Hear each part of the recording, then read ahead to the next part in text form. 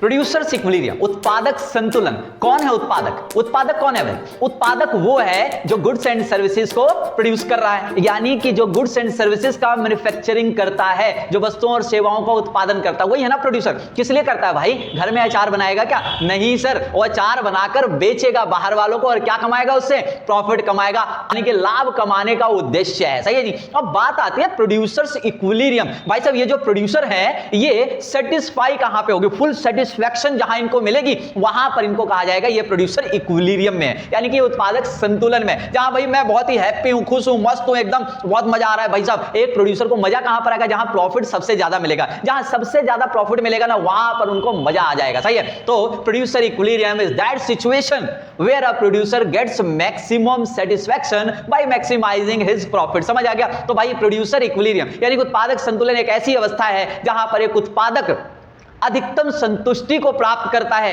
किस वाले स्तर पे? जहां उसे अधिकतम लाभ की प्राप्ति होती है, यानी कि अधिकतम लाभ को अर्जित करके वो अधिकतम संतुष्टि को प्राप्त कर लेता है। तो बता दीजिएगा, this is the situation of producer equilibrium. मस्त हो गए, खुश हो गए, ये समझ आ गया? तो प्रोड्यूसर इक्विलिब्रियम समझ में आ रहा होगा। तो प्रोड्यूसर हमेशा गुड्स एंड सर्विसेज का प्रोडक्शन करता है, लाभ कमाने यानी कि प्रॉफिट कमाने के लिए करता है। और प्रोड्यूसर इक्विलिब्रियम भैया वो वाली सिचुएशन है, ये उस लेवल पे मिलेगा, ये उत्पादन के उस स्तर पे मिलेगा जहां पे उसको अधिकतम लाभ होगा, जहां पे वो मैक्सिमम प्रॉफिट अर्न करेगा। बात समझ में आ गई? अब यहां पर एक इंपॉर्टेंट पार्ट आता है कि प्रोड्यूसर इक्विलिब्रियम को दिखाया कैसे जाए। भाई इसको कैसे दिखा सकते हो? तो भाई हमारे पास दो अप्रोच है, एक है टीआरटीसी अप्रोच और दूसरा है हमारे पास एमआरएमसी अप्रोच। कितने अप्रोच है भाई? दो अप्रोच है। टीआरटीसी अप्रोच, टीआरटीसी क्या होता है भैया? कुल लागत, total cost and total revenue. TC total cost और टोटल रेवेन्यू, यानी कि कुल लागत, कुल आगम का कॉन्सेप्ट। और दूसरा है एमआरएमसी, भाई मार्जिनल रेवेन्यू और मार्जिनल कॉस्ट, यानी कि सीमांत लागत और सीमांत आगम वाला जो एक कॉन्सेप्ट है, इन दोनों से हम इक्विलिब्रियम दिखा सकते हैं। अगर आपने ये नहीं सीखा कि भाई साहब क्या होता है ये टीआर, एआर, एमआर, तो भाई साहब एक रेवेन्यू की वीडियो बना रखी है, जाकर जरूर देख लेना, डिस्क्रिप्शन में लिंक भी डाल दूंगा। बात समझ में आ गई? वीडियो अच्छी लगी तो बीच में लाइक कर देना, है ना? तो बात समझ में आ रही है? दो कॉन्सेप्ट हमारे पास, दो जो है अप्रोचेज रहेंगे कि उसको दिखा सकते हैं। चलो वो तो हम बाद में बात कर लेंगे। क्लास 11 की बात करूं ना प्रोड्यूसर इक्विलिब्रियम की, तो एमआरएमसी अप्रोच ही है केवल। टीआरटीसी सिलेबस से तो आपके गायब। और मजे की बात हो गई, 4 से 6 नंबर का क्वेश्चन आपके पेपर में फिक्स आएगा कि explain the producer equilibrium bye MR and MC approach.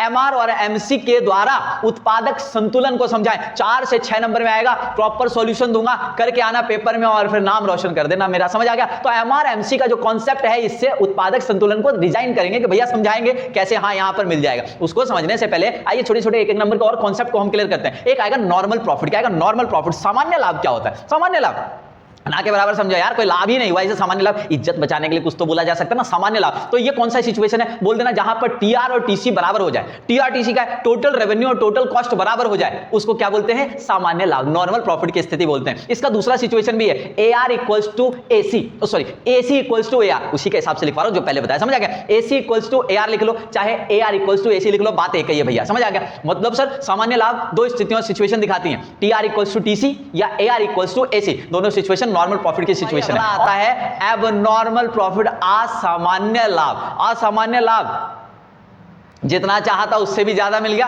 अच्छा वाला प्रॉफिट मिल गया। तो भाई ये जो है कौन सी सिचुएशन है? TR greater than TC. क्या है? TR greater than TC. जब आपका टोटल रेवेन्यू, जो बेच के जो पैसा आया है, जो बेच के टोटल पैसा आया, टोटल रेवेन्यू उसी को कहते हो ना, जो अपना उत्पादन बेच के जो पैसा है, जो आउटपुट सोल्ड करके जो पैसा है, total revenue is greater than the total cost. उसको बनने में जितनी टोटल कॉस्ट आई थी, ये अगर टीआर बड़ा हो जाए टीसी से, समझ जाओ भैया ये है एबनॉर्मल प्रॉफिट। तो एबनॉर्मल प्रॉफिट निकालने का फॉर्मूला भी बन सकता है टीआर माइनस टीसी। समझ आ गया? यहां कौन ज्यादा है? टीआर ज्यादा है। बात समझिएगा, है ना? असामान्य लाभ की दूसरी सिचुएशन भी हो सकती है ना। दूसरी वाली कौन सी हो सकती है sir? AR greater than AC. AR greater than AC. भाई लाभ तो तभी होगा ना, वो भी ज्यादा वाला लाभ तो तभी होगा ना जब रेवेन्यू ज्यादा हो, कॉस्ट कम हो। तो दो सिचुएशन बताई, टीआर ग्रेटर देन टीसी या एआर ग्रेटर देन एसी।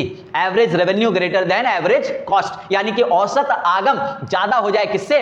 औसत आगम ज्यादा हो जाए किससे? औसत लागत से। बात समझ में आ गई? और इसी के साथ एक कॉन्सेप्ट आता है असामान्य हानि। अरे भैया ये तो कुछ ज्यादा ही हानि हो गई, लॉस हो गया। लॉस कब होगा? लागत ज्यादा होगी तब लॉस होगा, या रेवेन्यू ज्यादा होगा तब लॉस होगा? भाई साहब लागत ज्यादा आ रही, कॉस्ट ज्यादा आ रही है, तो भाई साहब ये सिचुएशन क्या हो गया? TC greater than TR. Total cost ज्यादा हो गई किससे? टोटल रेवेन्यू से, यानी कि कुल लागत ज्यादा हो गई है कुल आगम से। बात समझ में आ गई? चलिए इसी का दूसरा सिचुएशन भी हो सकता है, बताओ बताओ बताओ जल्दी क्या होता है? एसी ग्रेटर देन एआर, यानी कि average cost greater than average revenue, है ना।